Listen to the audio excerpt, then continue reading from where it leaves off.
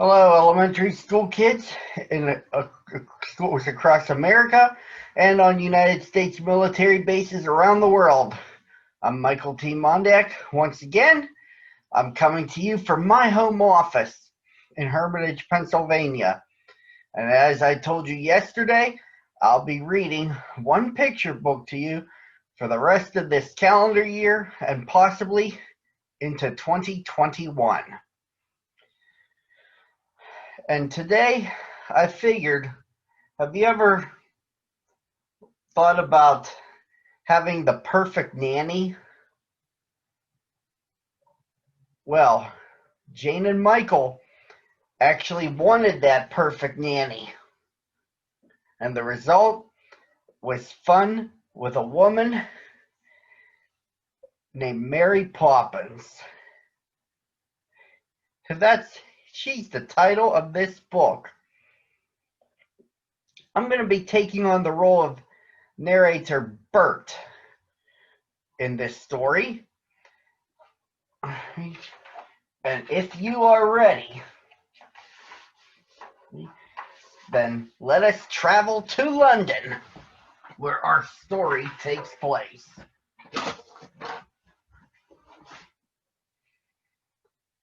Hello there. My name is Bert. I'm sort of a man about town, you might say. I do what suits me.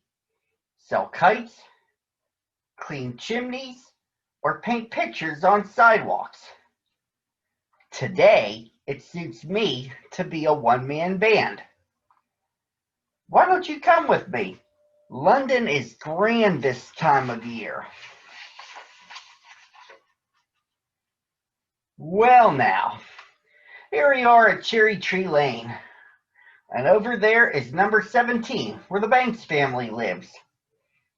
Not too long ago, something very unusual and very wonderful happened at the Banks house. Let me tell you the story.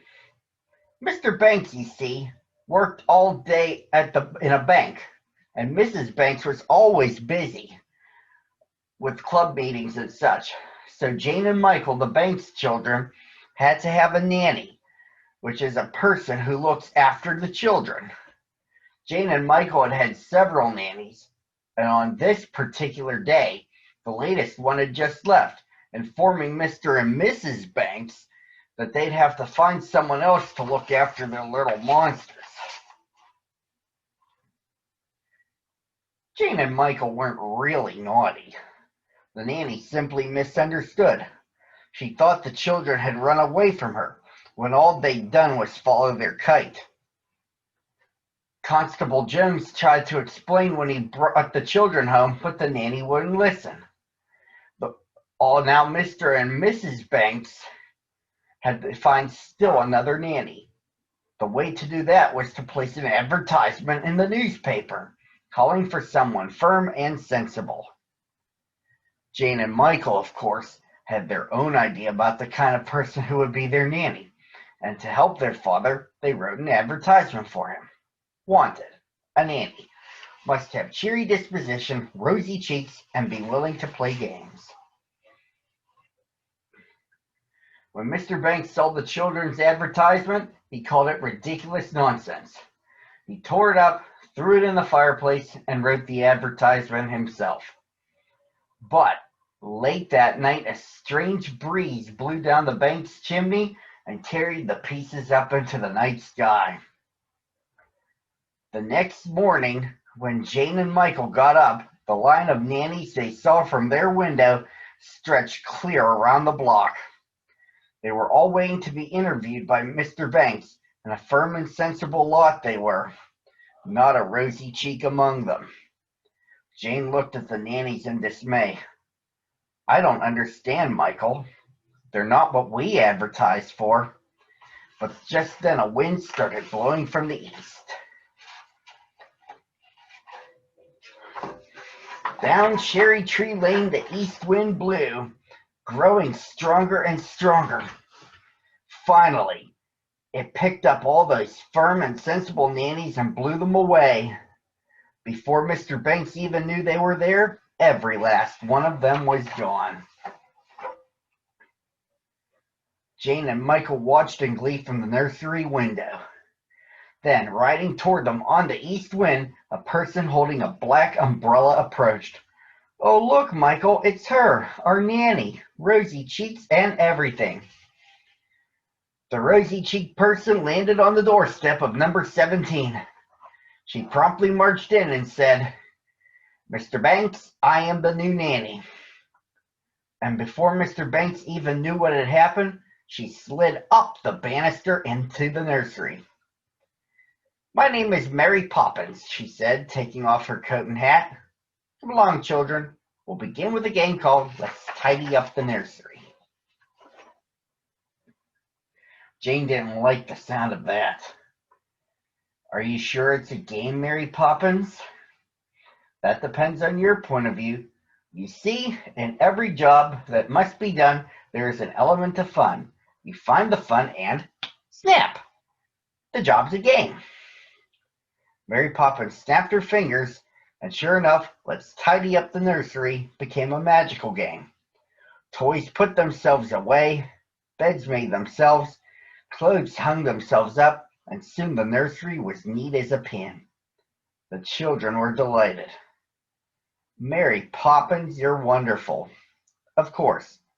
Now you must get some sleep. Tomorrow we'll have an outing in the park." The next day, it suited me to be a sidewalk artist, and I was drawing pictures in chalk when I looked up and saw Mary Poppins and the children. "You're lucky children indeed. When you're with Mary Poppins, magic just seems to happen. How about a bit of magic right now, Mary Poppins? No one's looking." "Well, if we must, we must. Now line up and jump!" Suddenly, we found ourselves inside one of my sidewalk pictures at a county fair. All four of us took a ride on the carousel, and then Mary Poppins rode her horse right off the carousel, and ours followed. We joined a fox hunt and entered a horse race. Oh, we had a jolly time. That evening, when Mary Poppins tucked the children in, Jane had a request. "Oh, Mary Poppins, we had the most wonderful day. Promise you'll never leave us?" "That's a pie crust promise. Easily made, easily broken. I shall stay until the wind changes. Now go to sleep. Tomorrow you are going on an outing with your father in the bank where he works." Jane and Michael were surprised. Really, Father has never taken us anywhere before. Indeed, he hadn't been too pleased with Mary Poppins when he had heard about the children's recent adventure. "Really, Mary Poppins, the children's outing should be practical, educational." And Mary Poppins agreed. "I quite see your point, Mr. Banks. Tomorrow the children shall be at your side."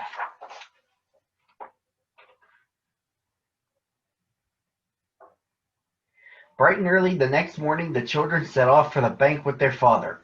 Michael had brought some coins with him to buy food for the birds, but Mr. Banks wouldn't hear of that. "You must put your money in the bank where it will earn interest. Give it to me." All of a sudden, the outing with their father lost all its promise of fun, and Jane and Michael let go of his hands. They ran off and got themselves lost.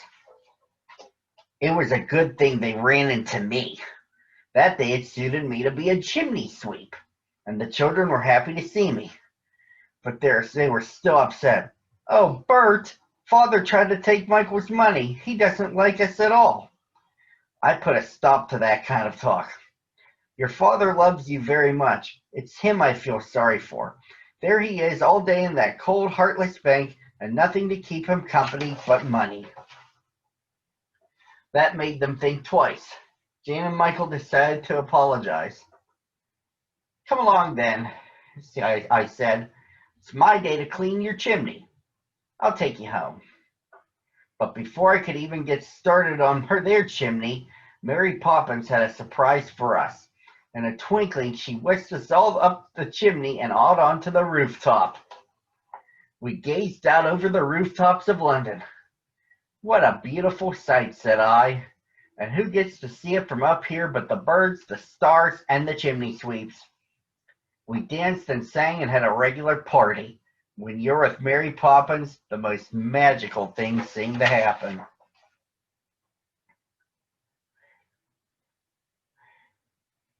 Jane and Michael felt much better after their party on the rooftop, and they went straight to their father.